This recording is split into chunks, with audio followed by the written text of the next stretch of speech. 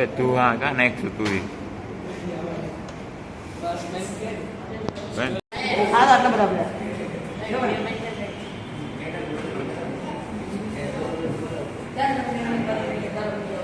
આવું ભણી ગયા. મુખ્ય અક્ષ કહેવાય. યાદ છે તમને? મુખ્ય અક્ષ વસ્તુને જુદા જુદા સ્થાને મૂકતા. ધારો કે આપણે અરીસો લઈ લઈએ, લેન્સ લઈ લઈએ, બધી ગોળાઓ લેન્સ લઈ લઈએ, આગળ એક મીણબત્તી લઈ લઈએ.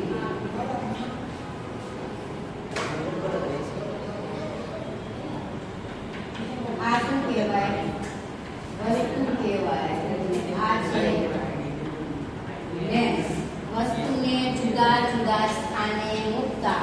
આમાંથી આમ પ્રતિબિંબ જાય, ત્યાંથી એના કેન્દ્રમાં જાય, સામે જાય. યાદ આવે છે કે આટલું બતાવ્યા પછી આટલી બધી આકૃતિ, એવી આકૃતિ જો આની પાસે લેન્સ છે ને, લેન્સમાં આવે અને અરીસામાં આવે. તમારે કેવા ચશ્મા છે કે આના ઉપર વસ્તુને જુદા જુદા સ્થાને મૂકતા પ્રતિબિંબ છે ક્યાં મળે? જુદા જુદા સ્થાને મળે. બોલા બસ ભાઈ ઉતાર કરે ત્યાં એ રીતે ભણતા. આ બોર્ડ સાફ કરી નાખતો હતું મેં ક્યાંક જોયું. 10 રીતે સાફ કરી એને ક્યાં મૂકી દે. તમે ચશ્મા પહેરો, કેવા ચશ્મા પહેરો? અંતરગોળ, મોટી ઉંમરના વાળા, બહિર્ગોળ અને અંતરગોળ બે પ્રકારના, નજીકના, દૂરના. તો આ માર્ગમાં લે તો ખબર પડે. એક વચ્ચેથી જાડો, બીજો વચ્ચેથી પાતળો. જો હવે આ ટેસ્ટ પર થઈ ગયું.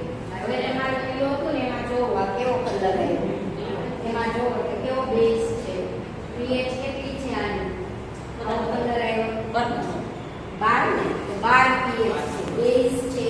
પણ ખાવાના સોડા હતા, તો ખાવાના સોડાની પીએચ કેટલું કરી 12. તો 7 થી ઉપર જાય તો બેઝ, 7 થી નીચે પીએચ જાય તો એને શું કહેવાય? એસિડ કહેવાય. આમાં કલર બતાવ્યો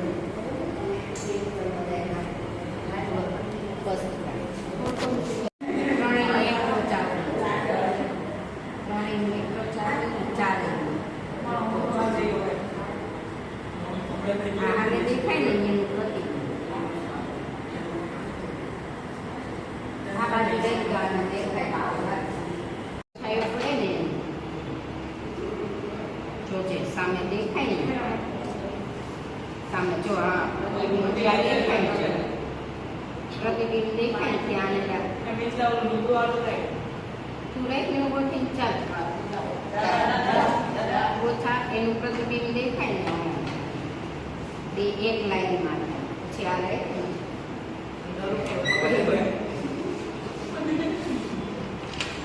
જો આ રાખ ને આમ ચાલે છે.